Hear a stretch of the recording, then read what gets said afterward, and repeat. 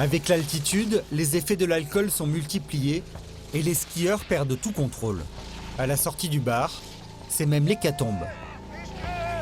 Par contre, on laisse tout ce qui est chaussures de ski. Originaire d'un petit village situé près de Strasbourg, Léon et ses 4 copains ont roulé plus de 5 heures pour venir ici, avec une idée en tête, passer la semaine la plus folle de leur vie. On calcule pas, on n'est pas du genre à calculer, on prend comme ça vient. Mais on va dire que les limites ne sont pas posées. Vendeur de matériel agricole, Léon gagne un peu plus de 2000 € par mois. S'il a choisi Ischgl, c'est aussi pour une question de budget. Les 5 jeunes ont réservé un appartement dans ce petit hôtel. 70 mètres carrés avec 2 grandes chambres doubles pouvant accueillir 4 personnes. Une cuisine aménagée pour se faire de bons petits plats à moindre coût, un petit salon et en prime, une belle terrasse. Il y a de la vue ici ou pas? Le confort est sommaire, mais au total, les 5 amis ne paient que 1500 € pour une semaine, soit 300 € par personne. Au niveau financier, pour nous, c'est clairement plus intéressant. J'étais l'année dernière sur des stations françaises où le budget pour la même prestation, je ne veux pas dire qu'il est doublé, mais on est un tiers plus haut, clairement, quoi, hein. Allez, c'est parti! Avec l'argent économisé, les 5 amis comptent bien en profiter au maximum. Direction les pistes de ski. À Ischgl, le forfait est à 250 € la semaine. C'est le même prix que dans les plus belles stations françaises, mais ici les installations sont flambant neuves, comme ce téléphérique dernier cri, doté d'équipements ultra modernes. On a la chance d'être dans une station où ils mettent les moyens qu'il faut dans tout ce qui est remonté, et bien souvent sur les télésièges ou dans des cabines comme ça, déjà c'est confortable.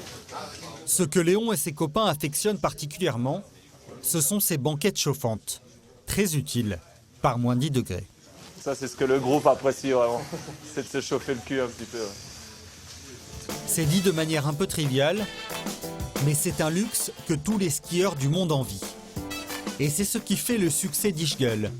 Pour être très compétitif sur la scène internationale, la station la plus fêtarde de la planète n'a pas oublié les sportifs. Ces 10 dernières années, Ischgl a investi dans les équipements ultra modernes.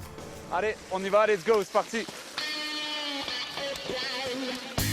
L'autre trésor de la station, c'est ce domaine skiable de 240 km avec des pistes XXL.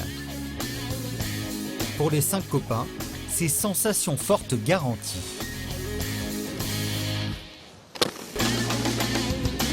Elle est géniale, c'est énorme là, c'est le kiff. Pour fêter dignement cette première journée de vacances, les 5 garçons n'y résistent pas. C'est la coutume, une halte dans l'un des 14 bars-restaurants d'altitude du domaine skiable. Après l'effort, le réconfort là. Mais c'est le début de la deuxième journée là. Il n'est que 16 heures et une bonne centaine de skieurs sont déjà en train de trinquer. C'est l'autre attrait de la station. Ici, les prix défient toute concurrence. En moyenne, les consommations sont 50% moins chères qu'en France. On est à moins de 5 € le demi-litre. En France, on va être à 10 € pour... je parle bien de la station, hein. Je parle des stations françaises où c'est clairement plus cher. À Ischgl, à cette semaine et à la première journée d'après-ski. À ce tarif-là, certains consommateurs boivent parfois jusqu'à l'excès. Et les débordements sont fréquents.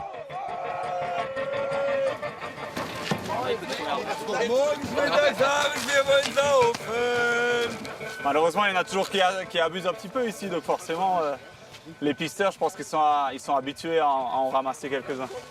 Nous, on va éviter d'en faire partie.